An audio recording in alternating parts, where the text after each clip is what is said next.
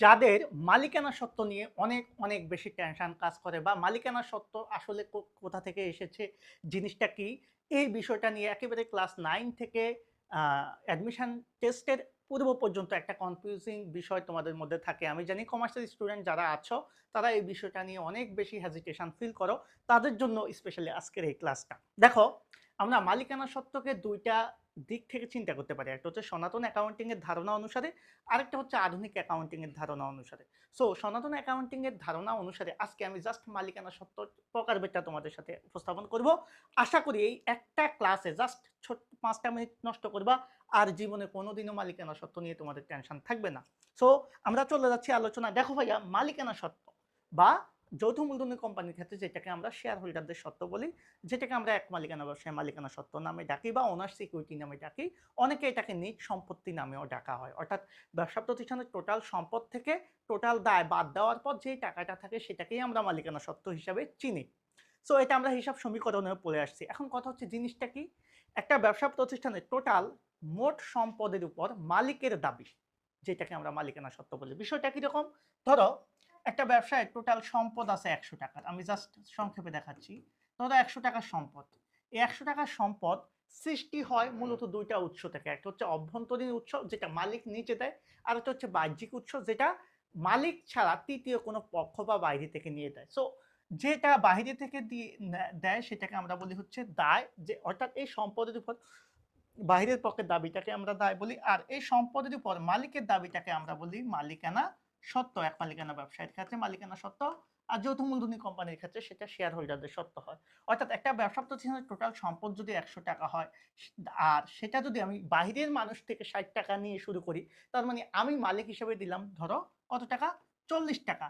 এই দায় এবং মালিকানা সত্ত্বের সমষ্টি মিলেই কিন্তু আমাদের সম্পদটা সৃষ্টি হয়। এখান থেকে একটা ধারণা, আমার এই যে টোটাল সম্পদ ৳১০০, এটার উপর মালিকের বা আমার দাবি কত? ৪০। এটাকে আমরা বলি মালিকানা সত্ত্ব। অর্থাৎ ব্যবসায় টোটাল সম্পদের উপর বাহিরের পক্ষের দাবি বা তৃতীয় পক্ষের দাবিকে আমরা বলি দায় বা বহিঃদায় বা মোট দায়। আর ব্যবসার মোট সম্পদের উপর মালিকের দাবি বা অভ্যন্তরীণ দাবি বা নিট দাবিটাকে আমরা বলি হচ্ছে মালিকানা সত্ত্ব। এটা হচ্ছে মেইন বেসিক কনসেপ্ট। এখন আসো, এই মালিকানা সত্ত্বকে আমাদের সনাতন অ্যাকাউন্টিং এ ২ টা ভাগে ভাগ করা হয়।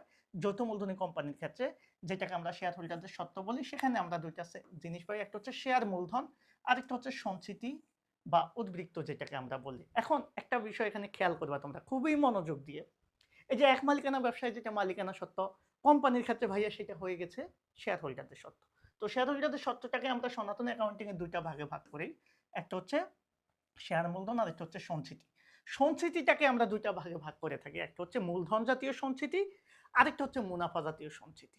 খুব মনোযোগ দিয়ে শোনো। এই যে মূলধন জাতীয় সঞ্চিতি, এই সঞ্চিতিটা কিন্তু ব্যবসায়িক লেনদেন ব্যতীত, মানে আমাদের যে অপৌনঃপুনিক, মানে যেই লেনদেনগুলো বারবার হবে না, সেই অপৌনঃপুনিক লেনদেন থেকে সৃষ্টি। মানে স্বাভাবিক লেনদেন থেকে না। এটা একটু আমাদের যেই লেনদেনগুলো বারবার ঘটে না, সেখান থেকে যে প্রাপ্তিগুলো আসে, সেখান থেকে আমরা এই সঞ্চিতিটা পাই, সেটাকে হচ্ছে মূলধন সঞ্চিতি বা বড় অঙ্কের সঞ্চিতি বলি। আরেকটা হচ্ছে মুনাফা জাতীয় সঞ্চিতি, যেটাকে মূলত ব্যবসায় নিট মুনাফা থেকে যে তহবিলগুলো সৃষ্টি করা হয়, যে সেগুলাকে আমরা বলবো মুনাফা জাতীয় সঞ্চিতি। তো মূলধন জাতীয় সঞ্চিতি যেহেতু বারবার আসে না, সেটা কি? যেমন শেয়ার অধিহার, এটা কিন্তু একটা কোম্পানি সবসময় শেয়ার অধিহারে বিক্রি করে না। আর এখান থেকে যে প্রাপ্তিটা ঘটে সেটা কিন্তু মূলধন জাতীয় প্রাপ্তির একটা অংশ। সো এটা হচ্ছে একটা মূলধন জাতীয় সঞ্চিতি। এরপরে দেখো স্থায়ী সম্পদ বিক্রয় বা স্থায়ী সম্পদ পুনর্মূল্যায়নের মুনাফা বা ডিবেঞ্চার বিনিময়ের লাভ, অথবা মূলধন উদ্ধার সঞ্চিতি বা মূলধন জাতীয় সঞ্চিতি, জিনিসগুলোকে আমরা কি বলবো? মূলধন জাতীয় সঞ্চিতি। এখন এই জিনিসটা যে আমি ক্লিয়ার হলাম, এখন একটা বিষয় এখানে খেয়াল করবা। এই যে মূলধন জাতীয় সঞ্চিতি, এগুলাকেও কিন্তু কিন্তু ভাইয়া আমরা মালিকানা সত্ত্ব বলবো। এগুলোও কিন্তু মালিকানা সত্ত্ব বা শেয়ার হোল্ডারদের সত্ত্ব। আর মুনাফা জাতীয় সঞ্চিতি, যেটা মূলত আমাদের ব্যবসা প্রতিষ্ঠানের মোট নিট মুনাফা থেকে সৃষ্টি হবে। অর্থাৎ ব্যবসায়ের আমার টোটাল আয় থেকে ব্যয় বাদ দিলে যে মুনাফাটা আসে, সেই মুনাফাটার দাবি মূলত মালিকের।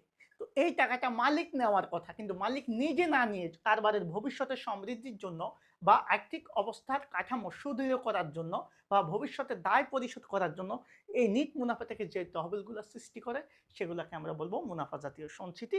এগুলো কিন্তু বারবার সৃষ্টি হতে পারে, যেমন সাধারণ সঞ্চিতি, সঞ্চিতি তহবিল বা সংরক্ষিত তহবিল, লভ্যাংশ সমতাকরণ তহবিল, প্রতিপূরক তহবিল, বিশেষ সঞ্চিতি, বিনিয়োগ সঞ্চিতি তহবিল, ডুবন্ত বা নিমজ্জিত তহবিল, পরিপূরক তহবিল।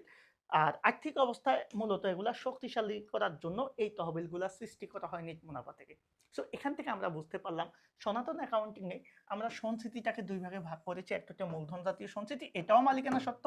আর একটা হচ্ছে মুনাফা জাতীয় সঞ্চিতি, যেগুলো মূলত নেট মুনাফা থেকে সৃষ্টি হয়, এগুলোও মালিকানা সত্ত্ব। সচরাচর আমরা প্রকারভেদ না পড়ে আমরা জাস্ট মালিকানা সত্ত্বর দিকে তাকালে এখানে যা যা আছে, শেয়ার মূলধন, শেয়ার মূলধনের মধ্যে আমাদের দুই ধরনের মূলধন থাকে, সাধারণ শেয়ার মূলধন, অগ্রাধিকার শেয়ার মূলধন, এগুলোও মালিকানা সত্ত্ব। এরপরে আমাদের এখানে যা যা দেখলাম এই সবগুলাই মুনাফা জাতীয় সঞ্চিতি এবং মূলধন জাতীয় সঞ্চিতি, এগুলোও মালিকানা সত্ত্ব। আর আমরা যখন যে কোনো প্রতিষ্ঠানের অঙ্ক করব তখন এই যে মালিকানা সত্ত্ব মানেই হচ্ছে ক্রেডিট, কারণ আমরা সবাই জানি আয় দায় মালিকানা সত্ত্ব অর্থাৎ আদম, এটা স্বাভাবিক ব্যালেন্স ক্রেডিট। সো র্যা মিলে থাকলে এগুলা ক্রেডিট পাশে বসবে, জাবেদা করার সময় সাধারণ অর্থে এগুলা ক্রেডিট হবে। আবার যদি আমরা আর্থিক অবস্থার বিবরণী প্রস্তুত করি এগুলা জের স্বাভাবিকভাবে ক্রেডিট পাশেই থাকে। আর এই মালিকানা সত্ত্বগুলা আমাদের কিসের অংশ, এগুলাকে অনেকে আবার নিট সম্পত্তিও বলে থাকে। সো নিট সম্পত্তি মানে মালিকানা সত্ত্ব। নিট সম্পত্তি সৃষ্টি হয় কিভাবে, সম্পদ থেকে দায় মাইনাস করে, যেটা আমরা প্রথমে আলোচনা করেছি। সো আমি একটু ডিটেলস কথা বললাম। আবার এই প্রত্যেকটা সঞ্চিতি কি কি, প্রত্যেকটা প্রকারভেদ মানে প্রত্যেকটার ব্যাখ্যা সহ বিশ্লেষণ আমরা অন্য একটা ক্লাসে করব। তো সবাই ভালো থাকবা, ক্লাসটা কেমন লাগলো অবশ্যই জানাবা।